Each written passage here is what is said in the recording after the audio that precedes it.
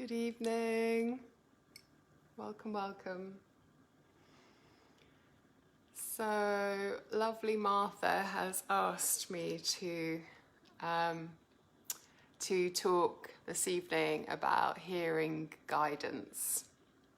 So I'm just going to wait a little moment until a few of you come on the call, come on the video. And I'm just looking at all these fun things that I could put on, but I'm going to be serious. Hello.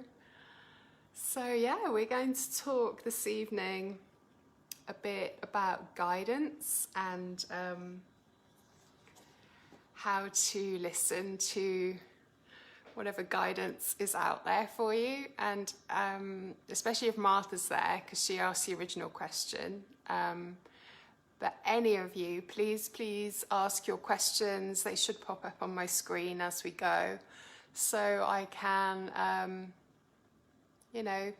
be more in conversation with you than me just talking and talking. I've got lots of things to talk about, so please guide me as to, how you want, what you're after, what you're interested in as regards to this. Okay, so this is about guidance, about how to listen for guidance, what guidance might be out there. So if anyone just wants to, I feel like I need to have conversation with you all, so just say hello and type something in, and so I hope you're nice and comfy, and has anyone said anything yet? Where are you all? You're being quiet this evening. Okay, so I'm just going to look down here, look at my notes as we're chatting. But the first thing I'm going to say is counts for while you're listening to this, as well as when you are listening for guidance in general. So the first thing I'm going to say is to hear what you hear. It's very simple. Hear what you hear. So that is, don't try and listen and take in every single thing that I say, every single thing that I talk about. You will hear the thing that you need to hear. It might just be one little takeaway from the conversation, but hear what you hear. And I am not the expert of this. You are the expert of this, okay? You are the expert of yourself. You are the expert of your intuition. You are the expert of you. So you are the expert on this. I am talking about this from my perspective, from my guidance, from my guides, from the way that I work. So please notice what you notice, okay? A big part of guidance is, so there's two parts to this, and it depends who you are as to where you're going to fall, probably on a spectrum of this. And I would say that this spectrum is from trust yourself, give yourself full trust in yourself to hear, to listen, to believe what you're hearing, what you're seeing, what you're intuiting. And at the same time, and a spectrum is not like a line of from here to here, it's like multi-dimensional, okay? So these two aspects, two parts of a spectrum are trusting yourself and doing your work. So doing your inner work, doing your shadow work, noticing what you need to heal yourself so that your filter is clear and clean. So guidance is going to come through way more clearly if you are a really clear, clean, so the Native Americans would say hollow bone. You need to be a hollow bone for the guidance to be really clear, for you not to be colouring it with your own stuff, okay? So it's in a spectrum. You've got like, trust yourself.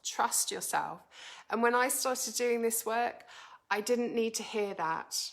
I didn't need to be told, do your work, do your inner work, because I bugged myself about it constantly and I got myself down about it.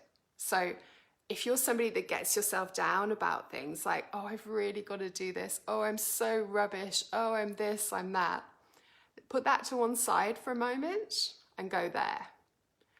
Trust yourself. Trust yourself. And then as you become, as you have a morning of feeling in your power and empowered and quite, like you're not beating yourself up this morning, give yourself, in those moments, do your shadow work. Okay? Do your inner work. And we'll talk a little bit about shadow work shortly as well. So trust yourself and do your work. Both at different times, different places, different moments are going to be important to hear your guidance, hear your guides, hear what is being told to you, trusting your intuition. Okay. So what have I written down next? Let me see. Notice judgment. Yes, judgment. Shall we talk a bit about that? So when I say do your inner work, do your shadow work, judgment is usually the best one that I find to get us going on shadow work. So, and it's really simple. So as you're going about your day, as you're at work, you're with your children, you're with your partner, you're with whoever you're with, yourself, notice the subjects that you are judging people and judging yourself on. So just begin to notice it. You're not changing anything, you're just noticing, oh, I just judged that. And you might want to get your notebook out and just write down, oh, I've just judged myself on this topic. Okay, and then you come back to it later. And this is your spyglass into your shadow. So why is it that you're judging people on this? What is the root cause that you think this topic, this thing is not okay? Okay, so that's one way to dig into your shadow work.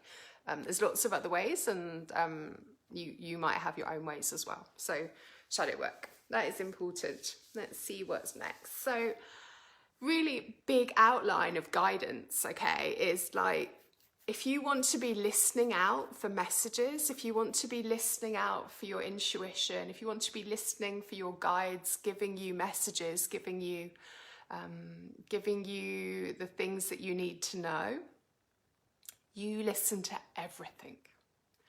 Everything is giving you a message. And in this shamanic work, in the way that I work shamanically, everything is there for a purpose. So if you think of the indigenous peoples around the world, and this is where shamanic work is still practiced, indigenous peoples would never say, they would not really be shocked that anything has happened. Even big, scary, awful things, they tend to take it completely in their stride. And, we might think, oh, well, they're really grounded. Well, they're, maybe that. But actually what's going on there is that they are fully trusting that everything is happening for a reason. And they are fully trusting that not only is it happening for a reason, it has a divine plan. So they are not scared by what's just happened. They are not thrown off by what's just happened. They know that it's going to teach them something.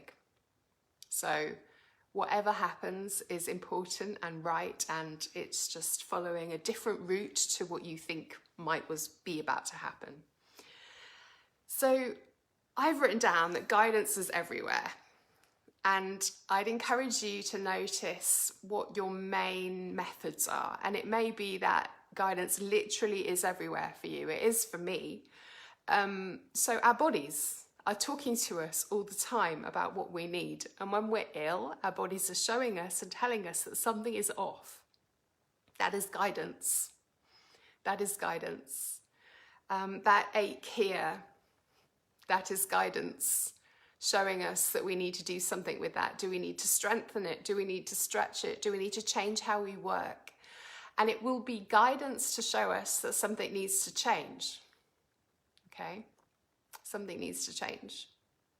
So our bodies, our emotions, all of our feelings are completely welcome because they are here to show us and tell us something.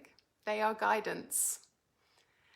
And you can look at this from so many different perspectives. And of course, from my shamanic perspective, I would be saying that the guidance from our bodies, the guidance from our emotions, and all of this list that I'm going to talk to you about are coming directly from our guides and helpers. They're coming directly from divine source. They're coming directly from the shamanic realms. And they are here to teach us and show us something. Okay? Something that I used to struggle with was, again, that feeling of judging myself on, oh, this is showing me that this needs to change. I've been doing it wrong. I'm a bad person. You're not a bad person. We just need to change something. And thank you for the guidance. Yeah? So our bodies will tell us things, will guide us. Our emotions will be guiding us. They are all welcome. They are all real. They are all valid.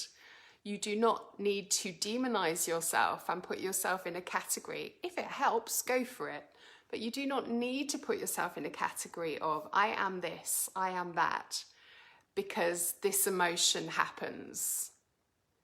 This emotion is showing you something that you need. It is showing you that there is something wrong, either in your life or in the world as a whole.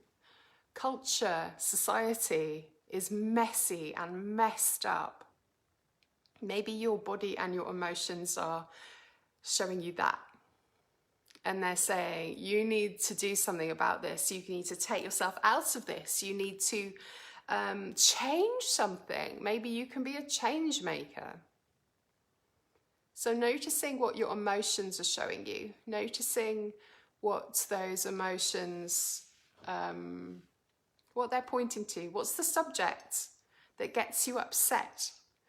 What is the thing that your partner says that gets you so angry? What is it? You're probably not being angry at him. You're going to be angry at the world, or you're going to be angry at your childhood. You're going to be angry at something. And this is all showing you things. This is all guidance. So the next thing I wrote down was relationships. So your relationships will be guiding you. And they will probably be guiding you in your inner work as well. And this again is guidance. This is guidance of, what do you need? What do you need in your life to change things and to guide you into a better, more beautiful way of living, more joyful way of living?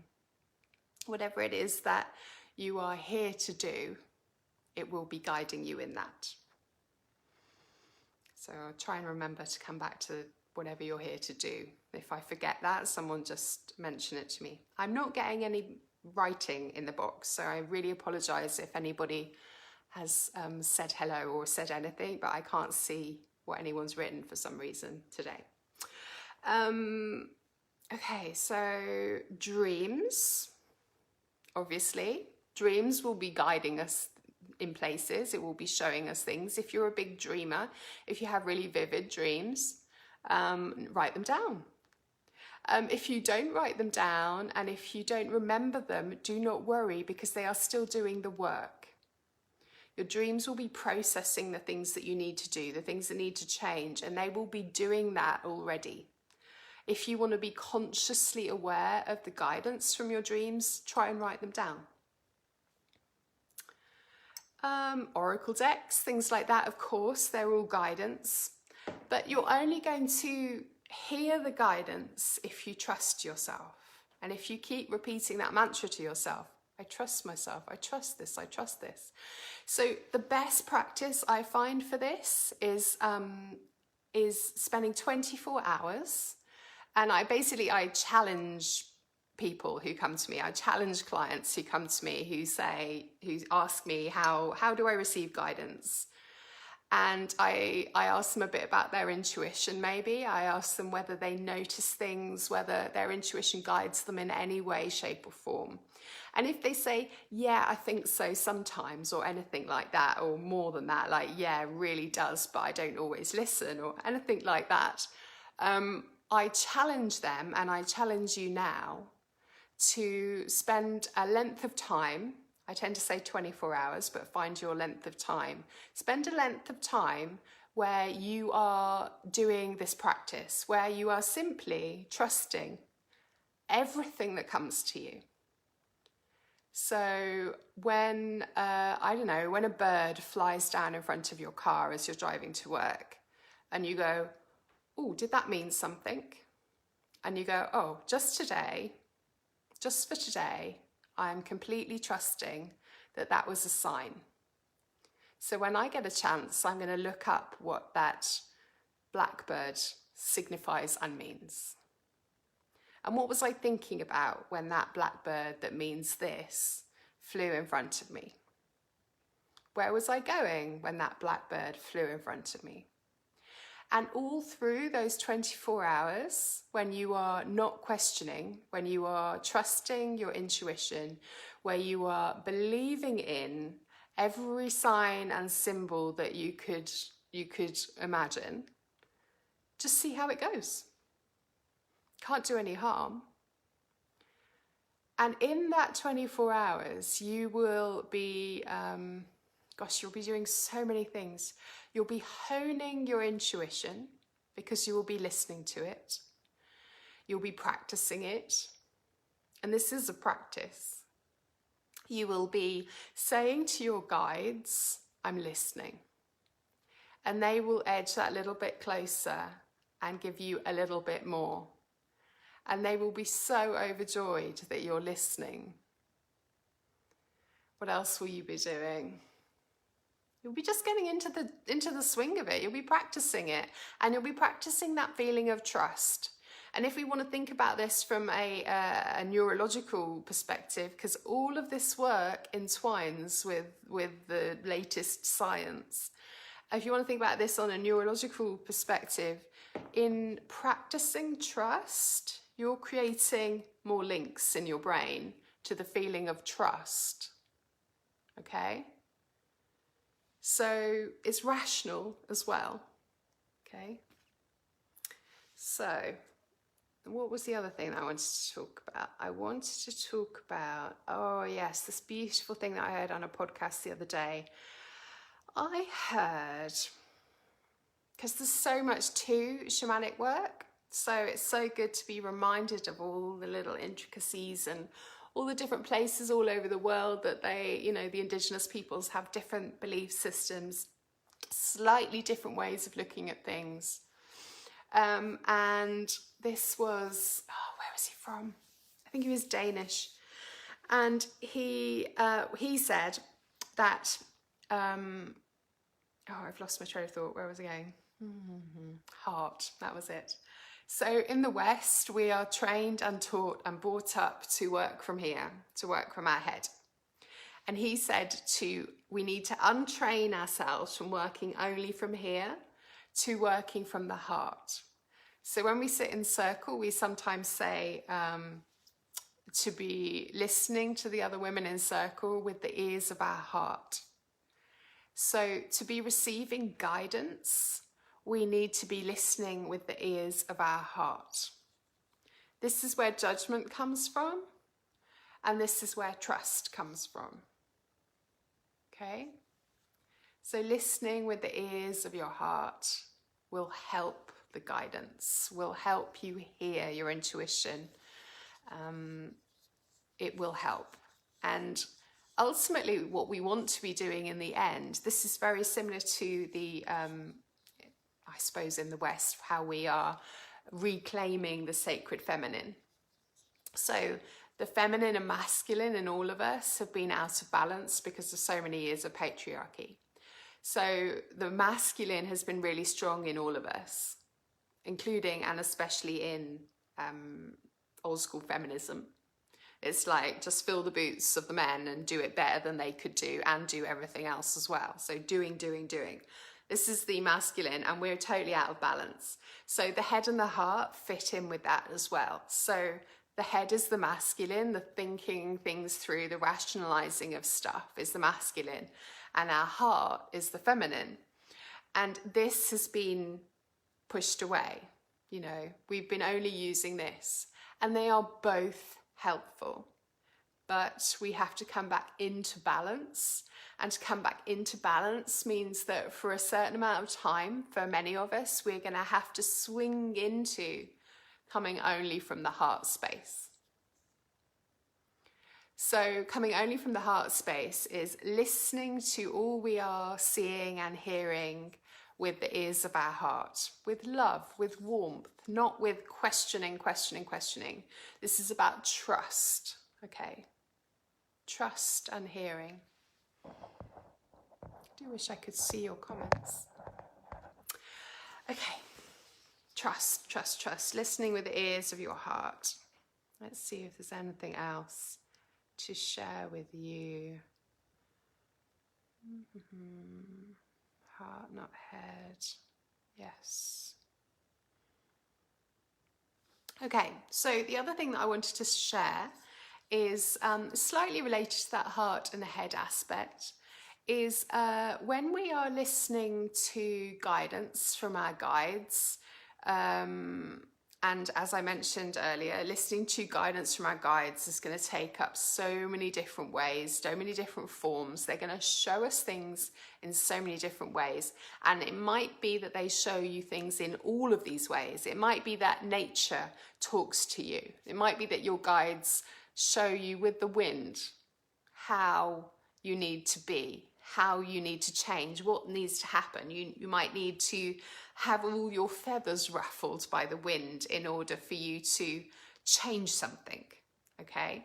And it will be whatever's going through your mind, it will be whatever's going on in your life right now, and the wind comes on full frontal, whoa, and you get battered by the wind.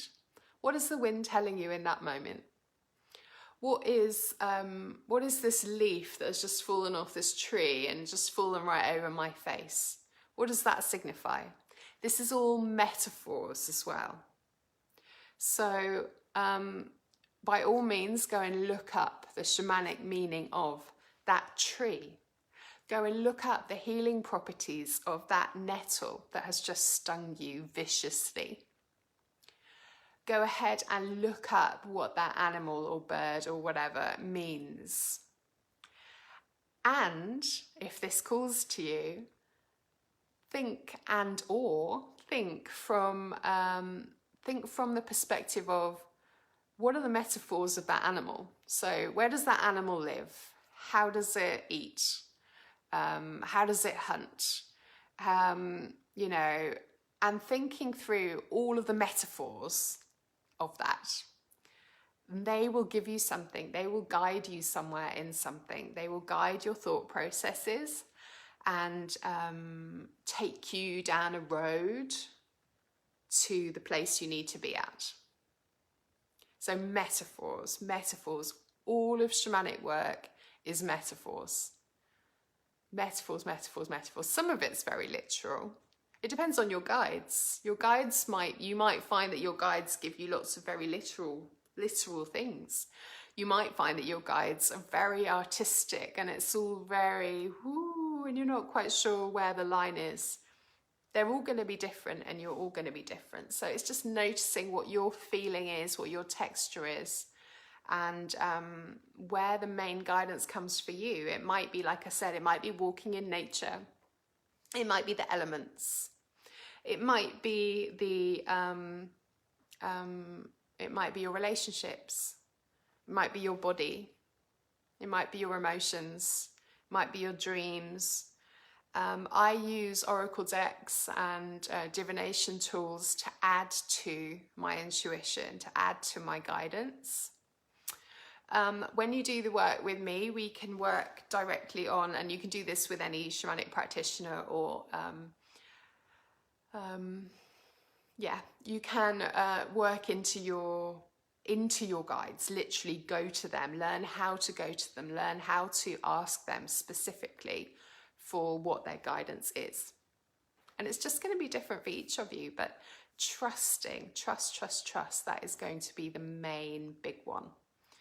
And if anyone has any questions, because I'm going to come to the end of this video in a moment, please ask away now. And that is if my chat box is working, and I apologise hugely if it's not. And if it's not working and you've written a question in there, I'll come back to it later and I'll write to you. But I'm going to do a separate video in a moment, so of the meditation, so that it's separate, so you don't have to rewatch all of this to get to the meditation if you want to do it at another time. But I just wanted to say that I've had some really wonderful news in the last week, and I've got a really big publishing thing going on in a few months' time. So if you are thinking of booking a one-to-one, I would do it now, or I would get your slot in now, because from the numbers that I've seen coming up from early summer, I think your options of booking a one-to-one with me are going to be much limited, because we've got a huge amount of interest, huge amount of readers that are going to be reading my work soon. So please get your one-to-ones in now if you want one. Let me just see. I think I just saw that Gemma wrote a comment, so let me see if I can read it. I don't think I can read it, but I saw that you said something. I'm sorry, Gemma. I'll come back to it in a moment. So yeah, so listen to, oh, there we go, dreams. I just saw Jenny's pop up. Let's see. Jenny. Oh, I can see some words now. Lovely. Jenny says dreams. You woke up this morning after asking last night about being in your autumn. You woke hearing You Sexy Thing by Hot Chocolate. Perfect. Exactly. Perfect. And, you know, Jenny will have woke up hearing that and been like, it means something. This is important. And it makes you feel things. And, oh, it's beautiful. So Jackie says, guessing a lot of this may be retrospective at first until you get to know more of how you work. Yes, absolutely. But if you spend that, hi Bliss, oh, exciting. If you spend that 24-hour period trusting, I'm just going to trust today, see what happens. You're then going to get into the swing of it really quickly, and you're going to learn what you trust and how you trust, okay? So yes, thank you, Jackie. Bliss says, weird visionary landscapes work out. Yeah. Oh, you're so welcome, Gemma. Thank you, Jenny. Thank you, Louise. Thank you, Martha. Thank you, Martina. Thank you, Charlotte. Thank you, Jackie. Thank you so much. Yeah, so that's really exciting, isn't it? Yeah, the publishing thing is going to be in, I've got 2 big magazines that I'm going to be writing for. I've got quite a big chunk of those magazines, which is pretty amazing to be writing. Well, it's 6 pages and yeah, in six issues. So it's really exciting. Hi, Ali. Okay, Ali asks, can you ask your guides for help with unwelcome dreams? Yes, absolutely. I would also say, though, work with those unwelcome dreams. So, like, if you've got pains and aches in your body, they might feel unwelcome. And of course, they're unwelcome. Oh, yeah, thank you for saying that, actually, Ali, because I'm going to share something else before we finish. So there's 2 aspects to this, I would say. Firstly, they feel unwelcome, but what are they telling you? What are they showing you? If, on the other hand, you're just like, no way, this is not okay for me. My sovereignty says I am not having these dreams. This is not okay for me. Then you can put up your boundaries. This is why I do so much boundaries work, because feeling into your sovereignty and going, no, I am not putting up with that. And yet you can say to your guides, show me another way. Do not show me in this troubling format. Do not show me in that way. Show me another way. Show me a gentler way. But, this is a bit of a biggie, they're only going to show you a gentler way if you're listening. So the thing that I tend to find is that we're gonna get physical pain. We're gonna get troubling dreams. We're gonna get those sorts of things if we've not been listening. And your guides are gonna be going like this, and you're not listening, and you're not listening, so they're gonna go straight in the face. So spending that 24 hours practicing hearing what they're saying, and they're not always going to tell you things you want to hear. They're not always going to tell you what things you're going to want to hear. They're going to tell you the things that you need to hear. What did you say, Ali? It is not okay. Oh, bless you. Well, it would be lovely to see you, Ali. Really, really special to see you. So I hope some of this helps. Yes, Nikki, the video will be available for you to watch at any point. It'll just be in the videos on the Ruth Cato page. So I hope some of those little pointers help. I'd really encourage you to do the 24 hours. Oh, I'm just doing it today, and just see how it goes, and then take it from there. And if you have any questions, just message me. Please book your one-to-ones. Like I said, it's really exciting, but I also I will let you know what it's in. But to be honest with you, I think that most of you who are messaging, certainly here, and most of you that I've already done work with, you'll probably know the stuff that I'm going to be writing about. But of course I will tell you where it is and when it is. Ali says, did you talk about that thing you wanted us to talk about? Thank you, Ali. Did I talk about it? Let's see, I can't remember now. Did I talk about it? Yes, I think I did. I think it was, oh, thank you, Martha. Yeah, please do enjoy your 24 hours of trusting it all. I think I did mention it, Ali. I think it was to do with exactly what you said, actually. It was to do with sovereignty. It's to do with laying your boundaries down and saying to your guides, okay, I hear you're trying to tell me something, and I need you to do it in a different way. I promise I will listen, but please show me in a gentler way. And you need to listen. You need to listen. So yeah, get practicing. I am going to switch this video off, send you lots of love, and I'm going to start a new live in a moment with a meditation, which again you can watch at another time if you want to. But if you want to do it now, spend these next few minutes getting really comfy, telling everyone in your house not to disturb you, and I will see you here in a moment.